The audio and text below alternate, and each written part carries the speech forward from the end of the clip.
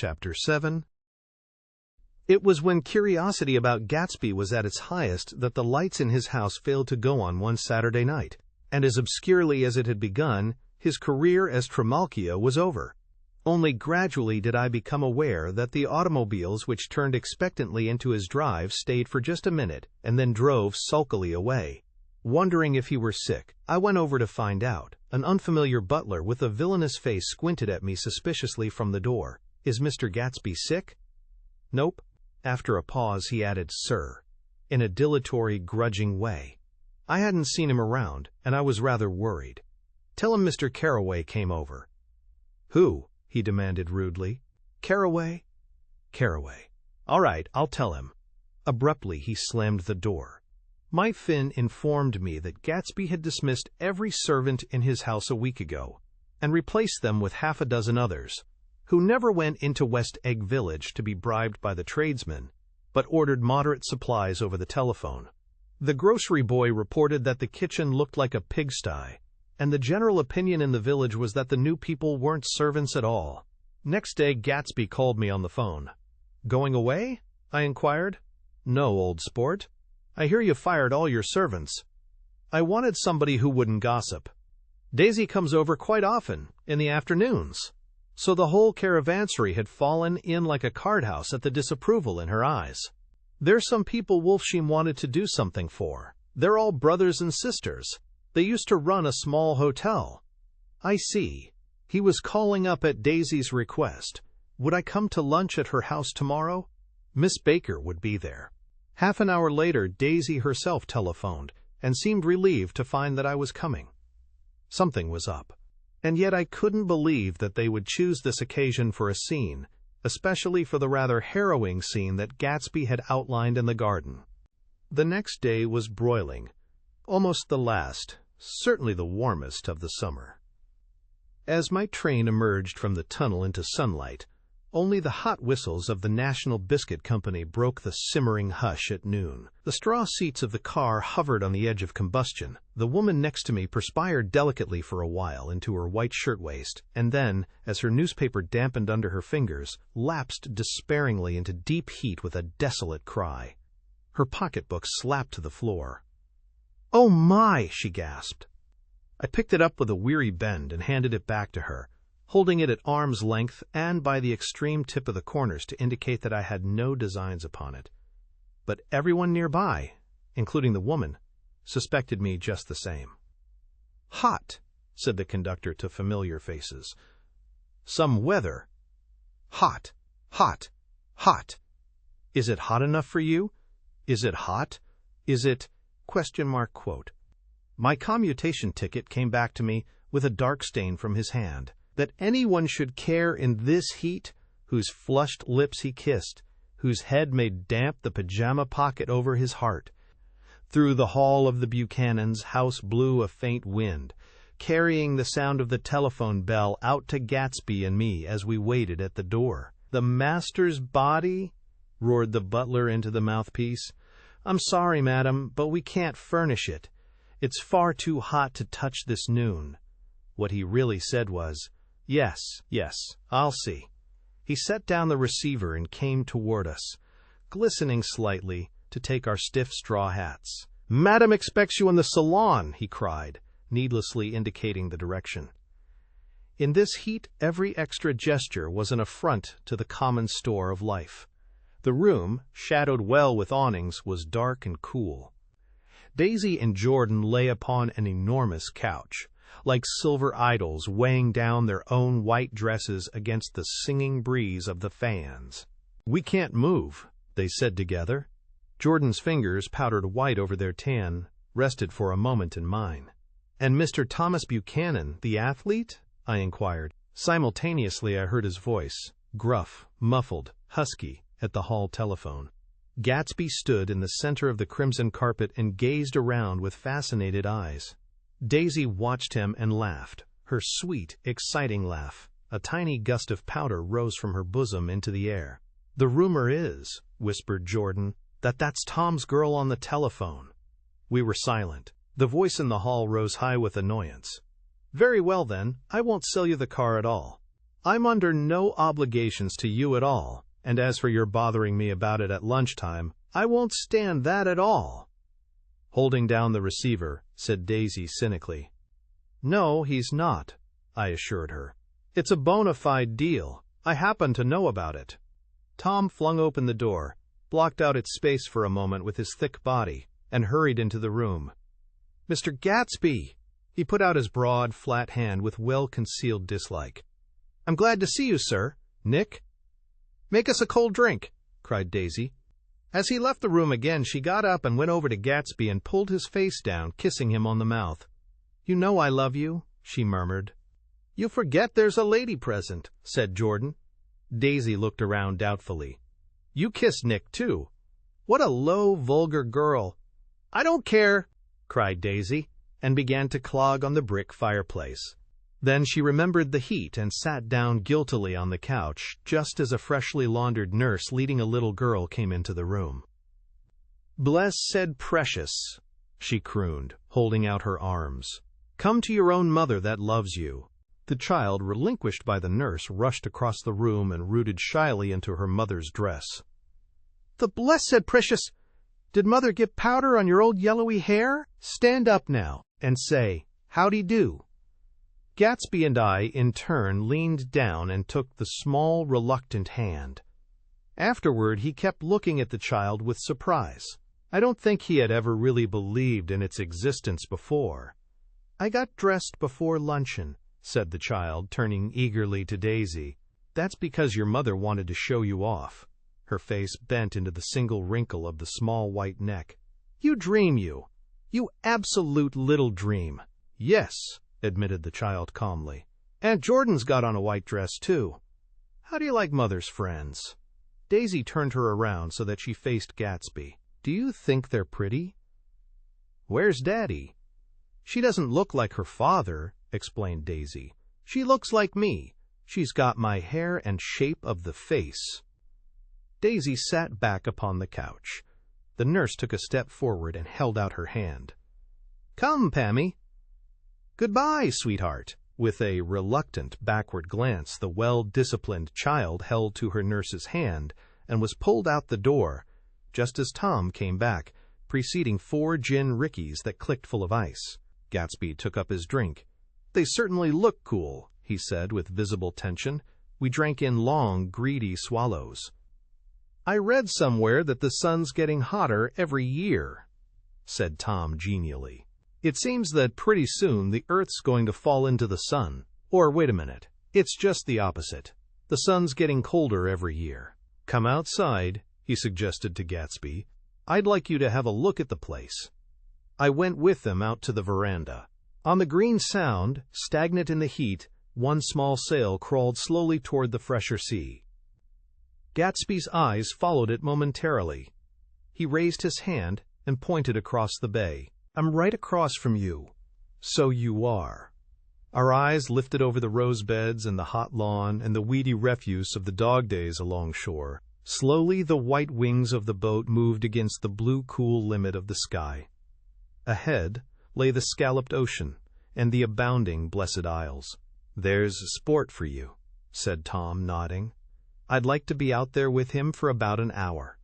We had luncheon in the dining room, darkened too against the heat, and drank down nervous gaiety with the cold ale. "What'll we do with ourselves this afternoon?" cried Daisy. "And the day after that? And the next 30 years?" "Don't be morbid," Jordan said. "Life starts all over again when it gets crisp in the fall." "But it's so hot," insisted Daisy, on the verge of tears, "and everything's so confused. Let's all go to town." Her voice struggled on through the heat, beating against it, molding its senselessness into forms. "I've heard of making a garage out of a stable," Tom was saying to Gatsby, "but I'm the first man who ever made a stable out of a garage." "Who wants to go to town?" demanded Daisy insistently. Gatsby's eyes floated toward her. "Ah," she cried, "you look so cool." Their eyes met, and they stared together at each other, alone in space. With an effort, she glanced down at the table. "You always look so cool," she repeated. She had told him that she loved him, and Tom Buchanan saw. He was astounded. His mouth opened a little, and he looked at Gatsby, and then back at Daisy, as if he had just recognized her as someone he knew a long time ago. "You resemble the advertisement of the man," she went on innocently. "You know the advertisement of the man." "All right," broke in Tom quickly. "I'm perfectly willing to go to town. Come on, we're all going to town." He got up, his eyes still flashing between Gatsby and his wife. No one moved. "Come on!" His temper cracked a little. "What's the matter anyhow?" "If we're going to town, let's start." His hand, trembling with his effort at self-control, bore to his lips the last of his glass of ale. Daisy's voice got us to our feet and out onto the blazing gravel drive. "Are we just going to go?" she objected. "Like this? Aren't we going to let anyone smoke a cigarette first?" "Everybody smoked all through lunch." "Oh, let's have fun," she begged him. "It's too hot to fuss." He didn't answer. "Have it your own way," she said. "Come on, Jordan." They went upstairs to get ready while we three men stood there, shuffling the hot pebbles with our feet. A silver curve of the moon hovered already in the western sky. Gatsby started to speak, changed his mind, but not before Tom wheeled and faced him expectantly. "Have you got your stables here?" asked Gatsby with an effort. "About a quarter of a mile down the road." "Oh." A pause. "I don't see the idea of going to town," broke out Tom savagely. "Women get these notions in their heads." "Shall we take anything to drink?" called Daisy from an upper window. "I'll get some whiskey," answered Tom. He went inside. Gatsby turned to me rigidly. "I can't say anything in his house, old sport." "She's got an indiscreet voice," I remarked. "It's full of—" I hesitated. "Her voice is full of money," he said suddenly. That was it. I'd never understood before. It was full of money. That was the inexhaustible charm that rose and fell in it. The jingle of it, the cymbals, song of it. High in a white palace, the king's daughter, the golden girl. Tom came out of the house wrapping a quart bottle in a towel, followed by Daisy and Jordan wearing small, tight hats of metallic cloth and carrying light capes over their arms. "Shall we all go in my car?" suggested Gatsby. He felt the hot green leather of the seat. "I ought to have left it in the shade." "Is it standard shift?" demanded Tom. "Yes." "Well, you take my coupe and let me drive your car to town." The suggestion was distasteful to Gatsby. "I don't think there's much gas," he objected. "Plenty of gas," said Tom boisterously. He looked at the gauge. "And if it runs out, I can stop at a drugstore. You can buy anything at a drugstore nowadays." A pause followed this apparently pointless remark. Daisy looked at Tom frowning, and an indefinable expression, at once definitely unfamiliar and vaguely recognizable, as if I had only heard it described in words, passed over Gatsby's face. "Come on, Daisy," said Tom, pressing her with his hand toward Gatsby's car. "I'll take you in this circus wagon." He opened the door, but she moved out from the circle of his arm. "You take Nick and Jordan. We'll follow you in the coupe." She walked close to Gatsby, touching his coat with her hand. Jordan and Tom and I got into the front seat of Gatsby's car. Tom pushed the unfamiliar gears tentatively, and we shot off into the oppressive heat, leaving them out of sight behind. "Did you see that?" demanded Tom. "See what?" He looked at me keenly, realizing that Jordan and I must have known all along. "You think I'm pretty dumb, don't you?" he suggested. "Perhaps I am, but I have almost a second sight, sometimes, that tells me what to do. Maybe you don't believe that, but science—" He paused. The immediate contingency overtook him, pulled him back from the edge of theoretical abyss. "I've made a small investigation of this fellow," he continued. "I could have gone deeper if I'd known."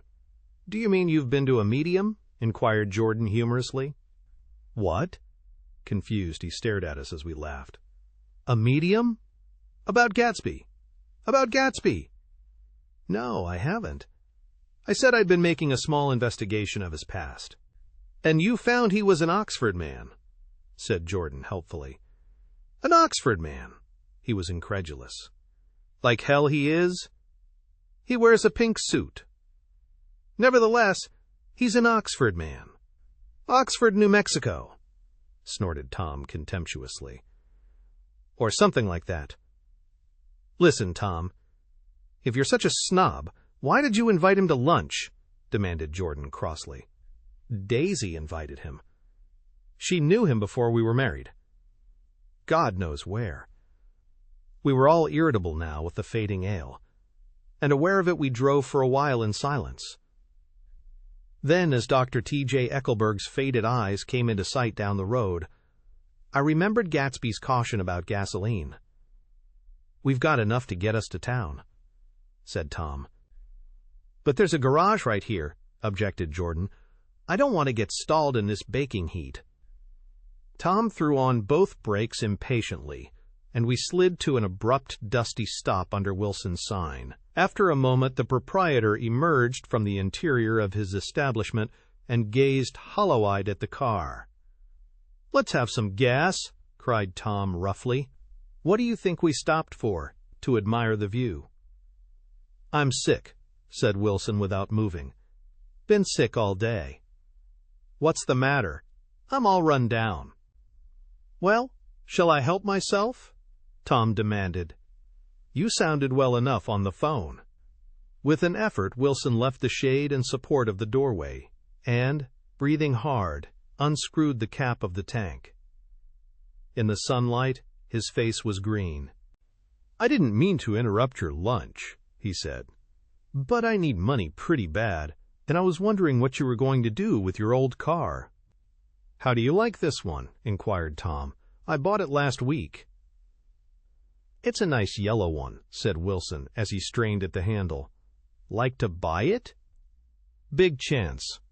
Wilson smiled faintly. No, but I could make some money on the other. What do you want money for, all of a sudden? I've been here too long. I want to get away. My wife and I want to go west. Your wife does, exclaimed Tom, startled. She's been talking about it for 10 years. He rested for a moment against the pump, shading his eyes. And now she's going whether she wants to or not. I'm going to get her away. The coupe flashed by us with a flurry of dust and the flash of a waving hand. What do I owe you? Demanded Tom harshly. I just got wised up to something funny the last 2 days, remarked Wilson. That's why I want to get away.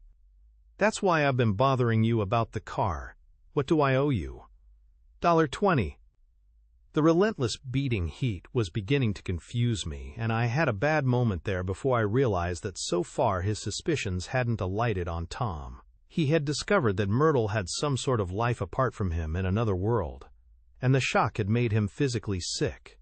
I stared at him and then at Tom, who had made a parallel discovery less than an hour before, and it occurred to me that there was no difference between men in intelligence or race so profound as the difference between the sick and the well. Wilson was so sick that he looked guilty, unforgivably guilty, as if he had just got some poor girl with child. I'll let you have that car, said Tom. I'll send it over tomorrow afternoon. That locality was always vaguely disquieting, even in the broad glare of afternoon, and now I turned my head as though I had been warned of something behind.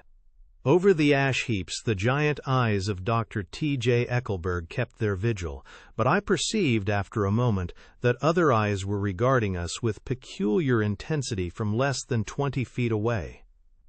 In one of the windows over the garage, the curtains had been moved aside a little, and Myrtle Wilson was peering down at the car.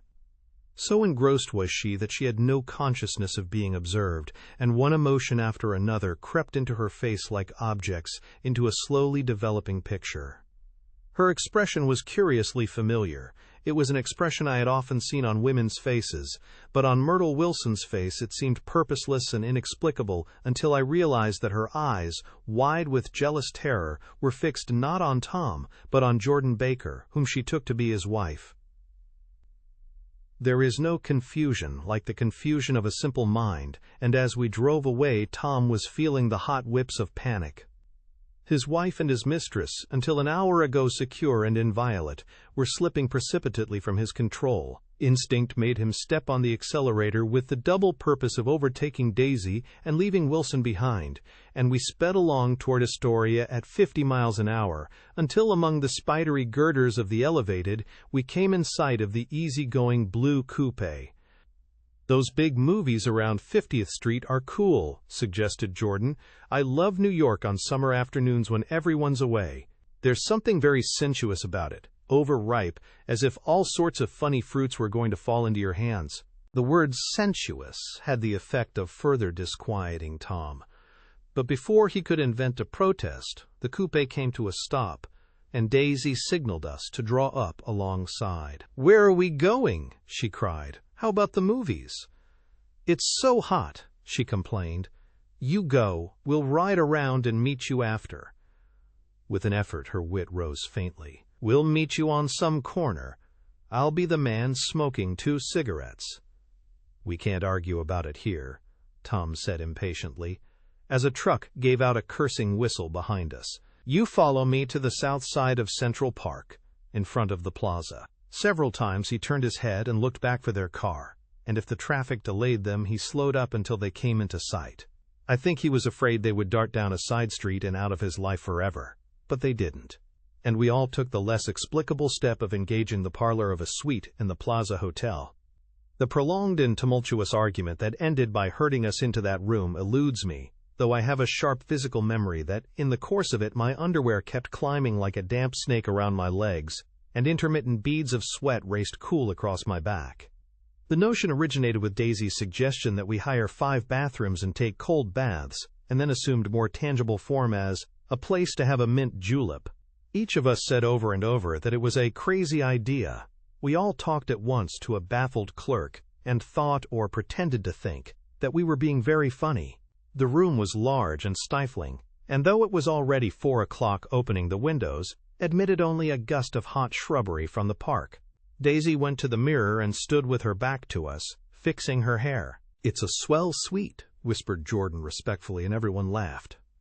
"Open another window," commanded Daisy without turning around.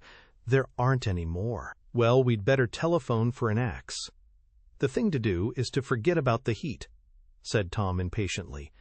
"You make it 10 times worse by crabbing about it." He unrolled the bottle of whiskey from the towel and put it on the table. "Why not let her alone, old sport?" remarked Gatsby. "You're the one that wanted to come to town." There was a moment of silence. The telephone book slipped from its nail and splashed to the floor, whereupon Jordan whispered, "Excuse me." But this time no one laughed. "I'll pick it up," I offered. "I've got it." Gatsby examined the parted string, muttered, "Hum," in an interested way, and tossed the book on a chair. "That's a great expression of yours, isn't it?" said Tom sharply. "What is?" "All this, old sport, business. Where'd you pick that up?" "Now, see here, Tom," said Daisy, turning around from the mirror. "If you're going to make personal remarks, I won't stay here a minute. Call up and order some ice for the mint julep."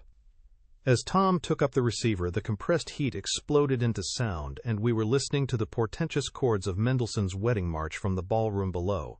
"Imagine marrying anybody in this heat," cried Jordan dismally. "Still, I was married in the middle of June," Daisy remembered. "Louisville in June." Somebody fainted. "Who was it fainted, Tom?" "Biloxi," he answered shortly. "A man named Biloxi. Blocks, Biloxi. And he made boxes. That's a fact. And he was from Biloxi, Tennessee. They carried him into my house," appended Jordan, "because we lived just 2 doors from the church. And he stayed 3 weeks, until Daddy told him he had to get out. The day after he left, Daddy died." After a moment she added, as if she might have sounded irreverent, "There wasn't any connection." "I used to know a Bill Biloxi from Memphis," I remarked. "That was his cousin. I knew his whole family history before he left. He gave me an aluminium putter that I use today." The music had died down as the ceremony began, and now a long cheer floated in at the window, followed by intermittent cries of "Yay, ee," and finally by a burst of jazz as the dancing began. "We're getting old," said Daisy. "If we were young, we'd rise and dance. Remember Biloxi?" Jordan warned her. "Where'd you know him, Tom?" "Biloxi." He concentrated with an effort. "I didn't know him. He was a friend of Daisy's." "He was not," she denied. "I'd never seen him before. He came down in the private car." "Well, he said he knew you. He said he was raised in Louisville. Asa Bird brought him around at the last minute and asked if we had room for him." Jordan smiled. "He was probably bumming his way home. He told me he was president of your class at Yale." Tom and I looked at each other blankly. "Biloxi? First place, we didn't have any president." Gatsby's foot beat a short, restless tattoo, and Tom eyed him suddenly. "By the way, Mr. Gatsby, I understand you're an Oxford man." "Not exactly." "Oh, yes, I understand you went to Oxford." "Yes, I went there." A pause. Then Tom's voice, incredulous and insulting. "You must have gone there about the time Biloxi went to New Haven." Another pause. A waiter knocked and came in with crushed mint and ice, but the silence was unbroken by his "thank you" and the soft closing of the door. This tremendous detail was to be cleared up at last. "I told you I went there," said Gatsby. "I heard you, but I'd like to know when." "It was in 1919. I only stayed 5 months. That's why I can't really call myself an Oxford man." Tom glanced around to see if we mirrored his unbelief. But we were all looking at Gatsby. "It was an opportunity they gave to some of the officers after the armistice," he continued. "We could go to any of the universities in England or France. I wanted to get up and slap him on the back. I had one of those renewals of complete faith in him that I'd experienced before." Daisy rose, smiling faintly, and went to the table. "Open the whiskey, Tom," she ordered, "and I'll make you a mint julep. Then you won't seem so stupid to yourself. Look at the mint." "Wait a minute," snapped Tom. "I want to ask Mr. Gatsby one more question." "Go on," Gatsby said politely. "What kind of a row are you trying to cause in my house anyhow?" They were out in the open at last, and Gatsby was content. "He isn't causing a row." Daisy looked desperately from one to the other. "You're causing a row. Please have a little self-control." "Self-control," repeated Tom incredulously. "I suppose the latest thing is to sit back and let Mr. Nobody from nowhere make love to your wife. Well, if that's the idea, you can count me out. Nowadays, people begin by sneering at family life and family institutions, and next they'll throw everything overboard and have intermarriage between black and white." Flushed with his impassioned gibberish, he saw himself standing alone on the last barrier of civilization. "We're all white here," murmured Jordan. "I know I'm not very popular. I don't give big parties. I suppose you've got to make your house into a pigsty in order to have any friends in the modern world." Angry as I was, as we all were, I was tempted to laugh whenever he opened his mouth. The transition from libertine to prig was so complete. "I've got something to tell you, old sport," began Gatsby, but Daisy guessed at his intention. "Please don't," she interrupted helplessly. "Please let's all go home." "Why don't we all go home?" "That's a good idea." I got up. "Come on, Tom. Nobody wants a drink. I want to know what Mr. Gatsby has to tell me." "Your wife doesn't love you," said Gatsby. "She's never loved you. She loves me." "You must be crazy," exclaimed Tom automatically. Gatsby sprang to his feet, vivid with excitement. "She never loved you.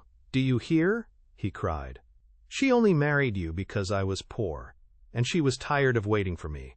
It was a terrible mistake, but in her heart she never loved anyone except me."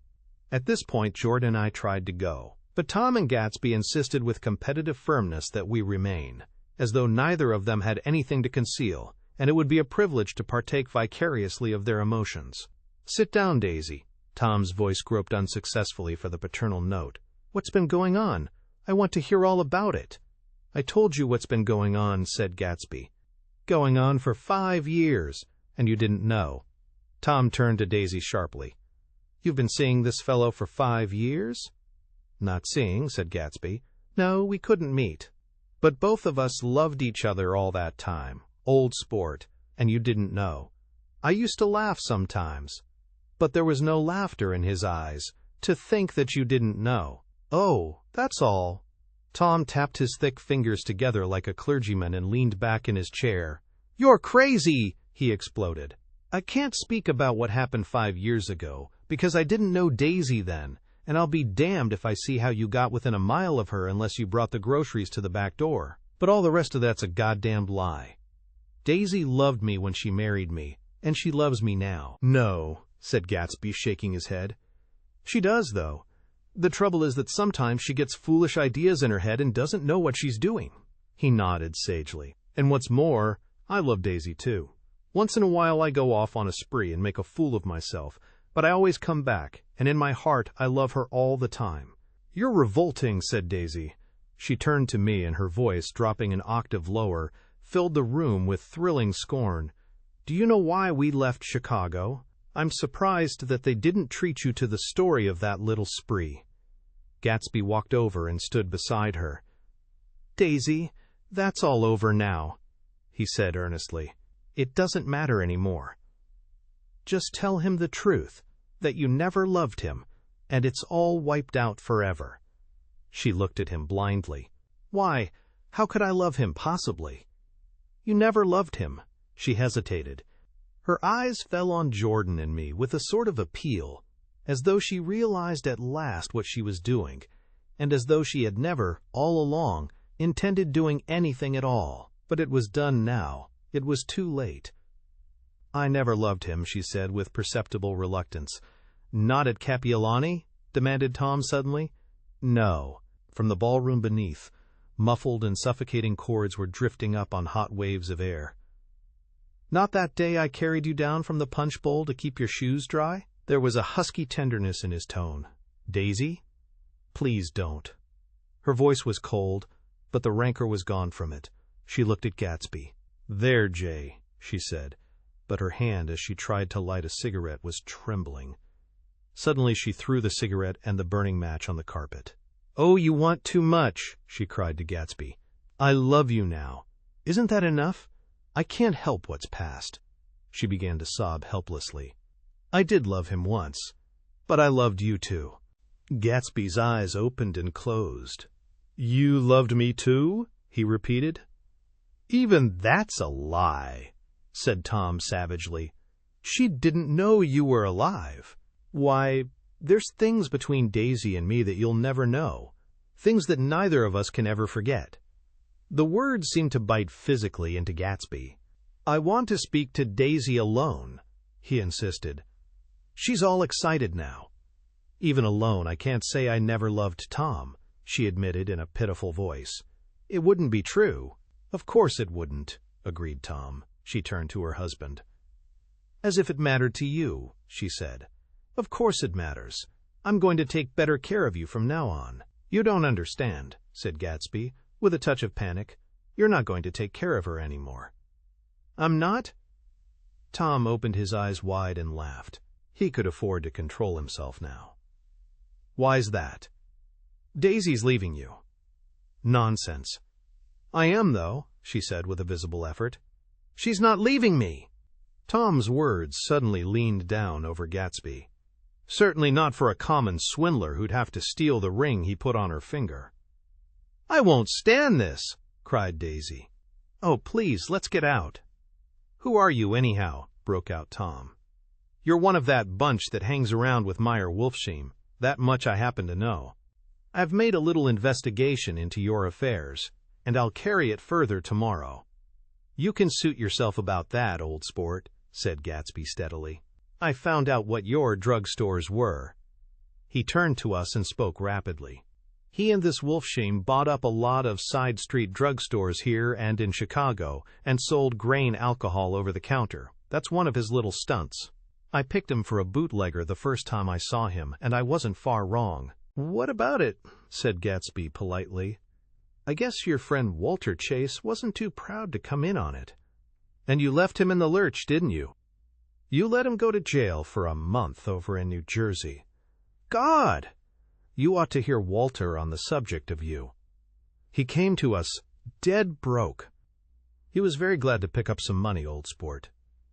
"Don't you call me old sport!" cried Tom. Gatsby said nothing. Walter could have you up on the betting laws too, but Wolfsheim scared him into shutting his mouth. That unfamiliar yet recognizable look was back again in Gatsby's face. "That drugstore business was just small change," continued Tom slowly. "But you've got something on now that Walter's afraid to tell me about."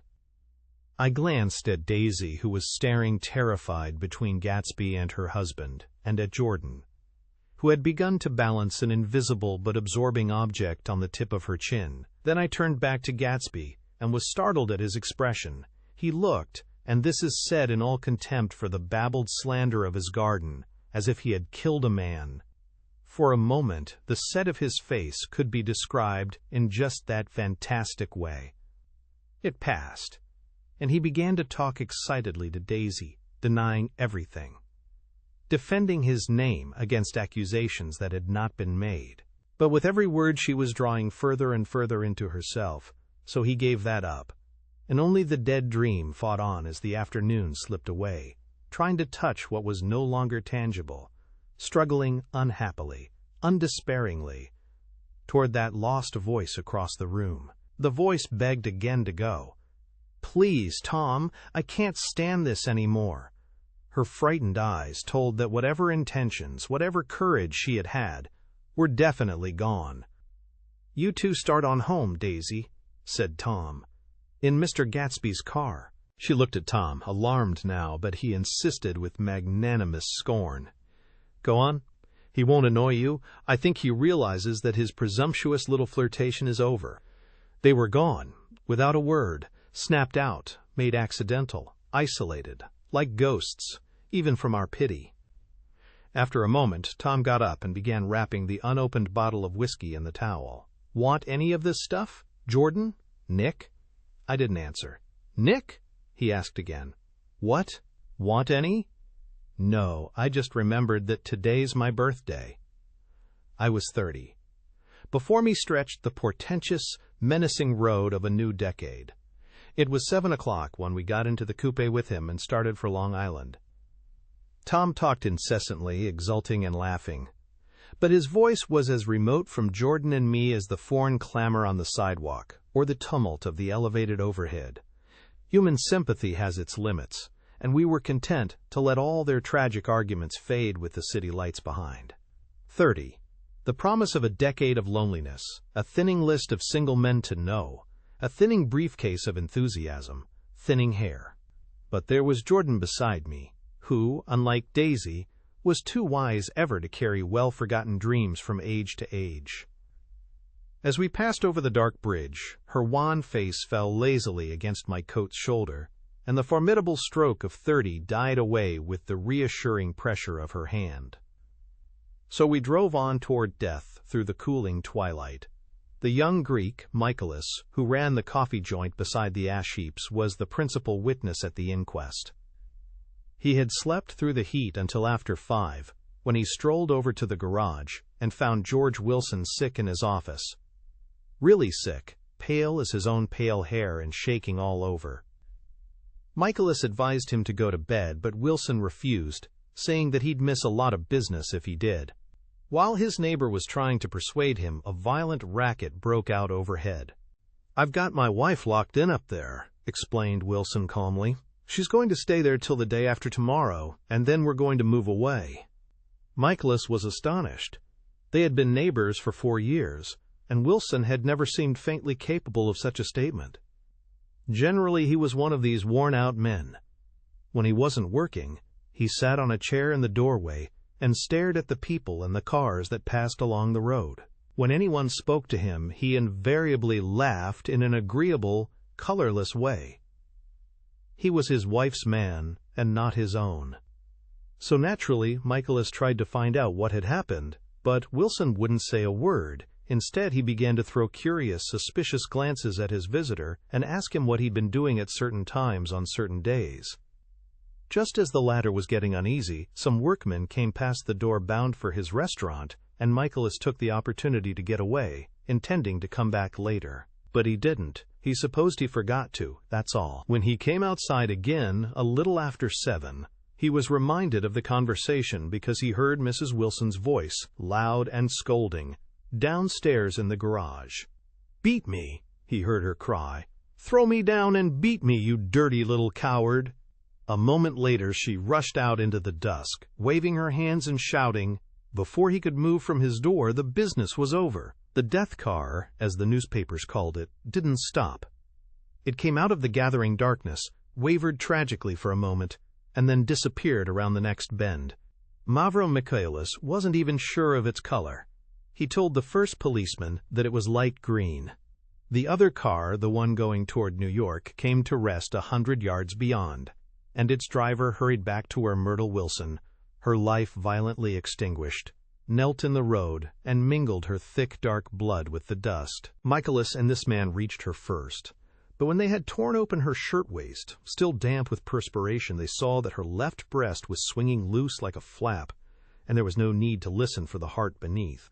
The mouth was wide open and ripped a little at the corners, as though she had choked a little in giving up the tremendous vitality she had stored so long. We saw the 3 or 4 automobiles in the crowd when we were still some distance away. "Wreck," said Tom. "That's good. Wilson'll have a little business at last." He slowed down, but still, without any intention of stopping, until, as we came nearer, the hushed, intent faces of the people at the garage door made him automatically put on the brakes. "We'll take a look," he said doubtfully. "Just a look." I became aware now of a hollow, wailing sound which issued incessantly from the garage.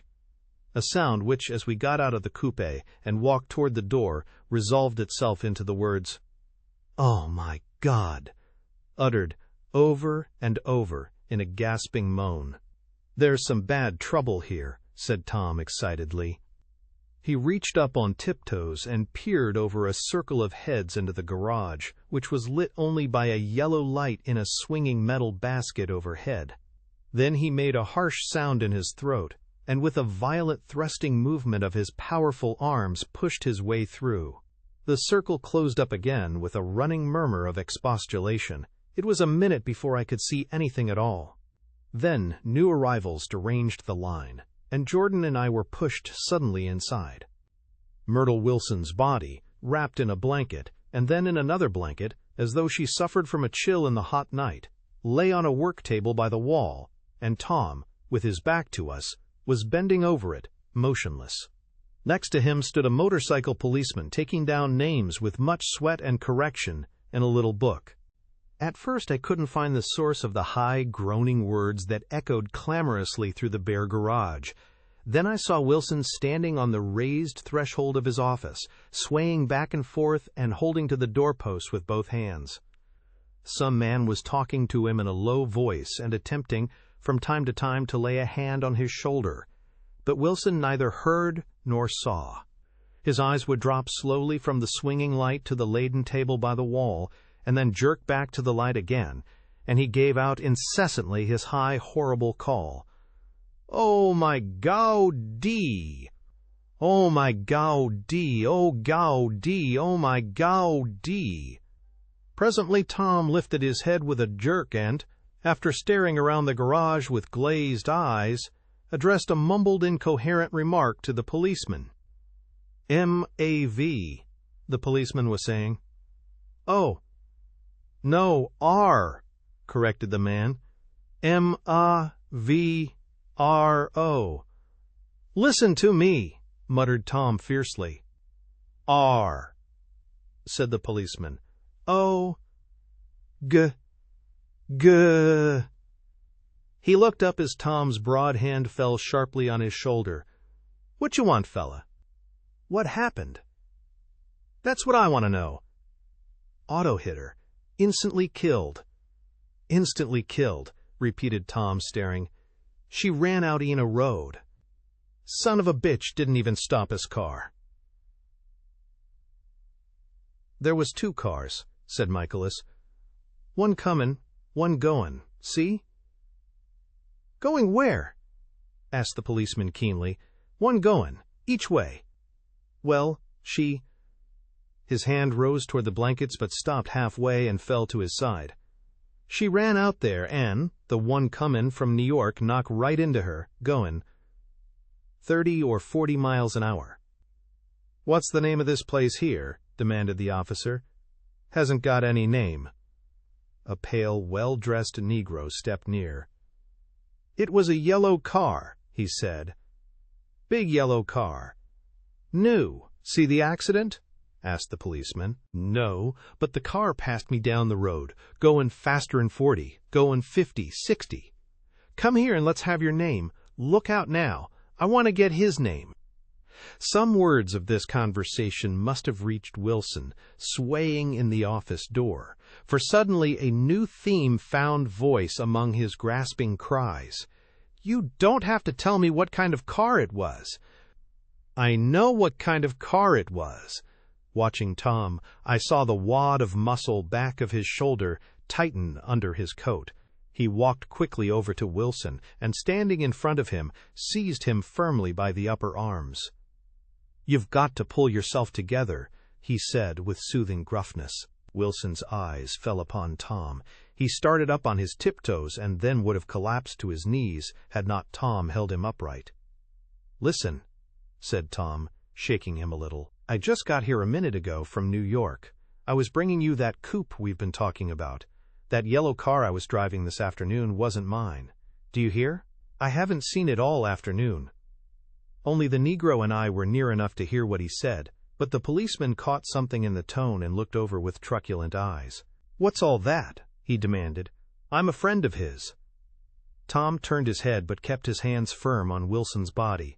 "He says he knows the car that did it. It was a yellow car." Some dim impulse moved the policeman to look suspiciously at Tom. "And what color's your car?" "It's a blue car, a coupe." "We've come straight from New York," I said. Someone who had been driving a little behind us confirmed this, and the policeman turned away. "Now, if you'll let me have that name again correct." Picking up Wilson like a doll, Tom carried him into the office, set him down in a chair, and came back. "If somebody'll come here and sit with him," he snapped authoritatively. He watched while the two men standing closest glanced at each other and went unwillingly into the room. Then Tom shut the door on them and came down the single step, his eyes avoiding the table. As he passed close to me, he whispered, "Let's get out." Self-consciously, with his authoritative arms breaking the way, we pushed through the still-gathering crowd, passing a hurried doctor, case in hand, who had been sent for in wild hope half an hour ago. Tom drove slowly until we were beyond the bend, then his foot came down hard, and the coupe raced along through the night. In a little while I heard a low, husky sob, and saw that the tears were overflowing down his face. "The goddamned coward!" he whimpered. "He didn't even stop his car." The Buchanan's house floated suddenly toward us through the dark, rustling trees. Tom stopped beside the porch and looked up at the second floor, where two windows bloomed with light among the vines. "Daisy's home," he said. As we got out of the car, he glanced at me and frowned slightly. "I ought to have dropped you in West Egg, Nick. There's nothing we can do tonight." A change had come over him, and he spoke gravely and with decision. As we walked across the moonlight gravel to the porch, he disposed of the situation in a few brisk phrases. "I'll telephone for a taxi to take you home, and while you're waiting, you and Jordan better go in the kitchen and have them get you some supper, if you want any." He opened the door. "Come in." "No, thanks, but I'd be glad if you'd order me the taxi. I'll wait outside." Jordan put her hand on my arm. "Won't you come in, Nick?" "No, thanks." I was feeling a little sick and I wanted to be alone. But Jordan lingered for a moment more. "It's only 9:30, she said. "I'd be damned if I'd go in." I'd had enough of all of them for one day, and suddenly that included Jordan, too. She must have seen something of this in my expression, for she turned abruptly away and ran up the porch steps into the house. I sat down for a few minutes with my head in my hands, until I heard the phone taken up inside and the butler's voice calling a taxi. Then I walked slowly down the drive away from the house, intending to wait by the gate. I hadn't gone 20 yards when I heard my name, and Gatsby stepped from between two bushes into the path. I must have felt pretty weird by that time, because I could think of nothing except the luminosity of his pink suit under the moon. "What are you doing?" I inquired. "Just standing here, old sport." Somehow, that seemed a despicable occupation. For all I knew, he was going to rob the house in a moment. I wouldn't have been surprised to see sinister faces, the faces of Wolfsheim's people, behind him in the dark shrubbery. "Did you see any trouble on the road?" he asked after a minute. "Yes." He hesitated. "Was she killed?" "Yes." "I thought so. I told Daisy I thought so." "It's better that the shock should all come at once. She stood it pretty well." He spoke as if Daisy's reaction was the only thing that mattered. "I got to West Egg by a side road," he went on, "and left the car in my garage. I don't think anybody saw us, but of course, I can't be sure." I disliked him so much by this time that I didn't find it necessary to tell him he was wrong. "Who was the woman?" he inquired. "Her name was Wilson. Her husband owns the garage." "How the devil did it happen?" "Well, I tried to swing the wheel." He broke off, and suddenly I guessed at the truth. "Was Daisy driving?" "Yes," he said after a moment. "But of course I'll say I was. You see, when we left New York, she was very nervous and she thought it would steady her to drive. And this woman rushed out at us just as we were passing a car coming the other way. It all happened in a minute, but it seemed to me that she wanted to speak to us, thought we were somebody she knew. Well, first Daisy turned away from the woman toward the other car, and then she lost her nerve and turned back. The second my hand reached the wheel, I felt the shock. It must have killed her instantly. It ripped her open. Don't tell me, old sport." He winced. "Anyhow, Daisy stepped on it. I tried to make her stop, but she couldn't, so I pulled on the emergency brake. Then she fell over into my lap, and I drove on." "She'll be all right tomorrow," he said presently. "I'm just going to wait here and see if he tries to bother her about that unpleasantness this afternoon. She's locked herself into her room, and if he tries any brutality, she's going to turn the light out and on again." "He won't touch her," I said. "He's not thinking about her. I don't trust him, old sport." "How long are you going to wait?" "All night, if necessary. Anyhow, till they all go to bed." A new point of view occurred to me. Suppose Tom found out that Daisy had been driving. He might think he saw a connection in it. He might think anything. I looked at the house. There were 2 or 3 bright windows downstairs, and the pink glow from Daisy's room on the ground floor. "You wait here," I said. "I'll see if there's any sign of a commotion." I walked back along the border of the lawn, traversed the gravel softly, and tiptoed up the veranda steps. The drawing-room curtains were open, and I saw that the room was empty. Crossing the porch where we had dined that June night 3 months before, I came to a small rectangle of light, which I guessed was the pantry window. The blind was drawn, but I found a rift at the sill. Daisy and Tom were sitting opposite each other at the kitchen table, with a plate of cold fried chicken between them and 2 bottles of ale. He was talking intently across the table at her, and in his earnestness his hand had fallen upon and covered her own. Once in a while she looked up at him and nodded in agreement. They weren't happy, and neither of them had touched the chicken or the ale. And yet they weren't unhappy either. There was an unmistakable air of natural intimacy about the picture, and anybody would have said that they were conspiring together. As I tiptoed from the porch, I heard my taxi feeling its way along the dark road toward the house. Gatsby was waiting where I had left him in the drive. "Is it all quiet up there?" he asked anxiously. "Yes, it's all quiet." I hesitated.